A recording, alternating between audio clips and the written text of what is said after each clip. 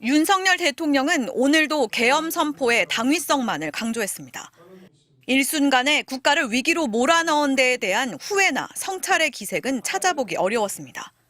한 정신과 전문의는 MBC 취재진과 통화에서 윤 대통령을 자기애성 인격 유형으로 판단했습니다. 잘못을 지적받는 걸 못 견디는 성격에 대통령이란 막강한 권력까지 주어지면서 인격적 결함이 생겼다는 겁니다. 본질적 문제가 자기 성찰이 안 되고 그다음에 자기가 한 행동을 정당화시키는 정보만 계속 찾아냅니다. 콘에 몰린 사람일수록 더 적을 만들고 우리가 증오할 대상을 자꾸 만들어내고. 탄핵 여론이 절정으로 치닫고 있는 시점에 괴담으로 통하는 선관위 북한 해킹 의혹을 거리낌 없이 국민 앞에서 입에 올리는 대통령.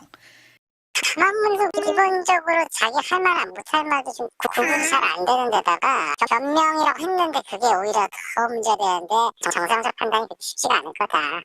다른 정신과 전문의는 국민에 대한 공감 능력을 상실하고 현실을 왜곡해 자기 멋대로 판단하면서 대화조차 불가능한 상태가 망상이라며 그런 차원에서 정신 감정을 받아야 하는 수준이라고 전했습니다. 또 대면 진찰을 하지 못해 정확히 언급할 순 없지만 대통령이 말했다곤 믿기 어려울 정도로 팩트가 부실한데 이런 상태로 무슨 잘못된 결정을 할지 상당히 우려된다고도 덧붙였습니다.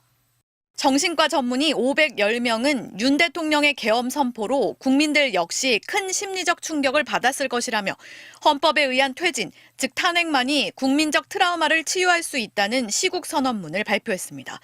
MBC 뉴스 공윤선입니다.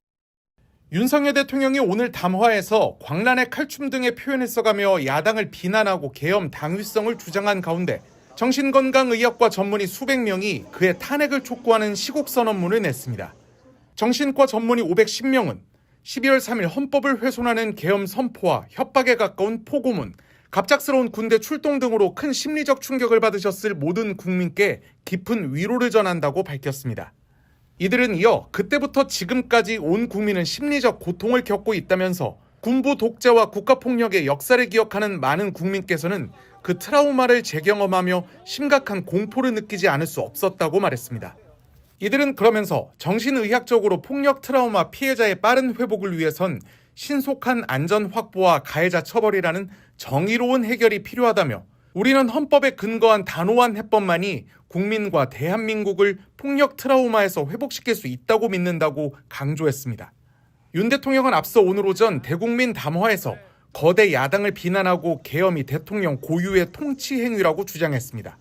이후 인터넷 커뮤니티 등에는 담화문으로 여론이 바뀌는 것 같다며 윤석열 감옥 가야 한다던 사람들이 이제는 정신병원에 보내야 한다고 말한다는 반응이 나오는 등 큰 역풍이 일었습니다.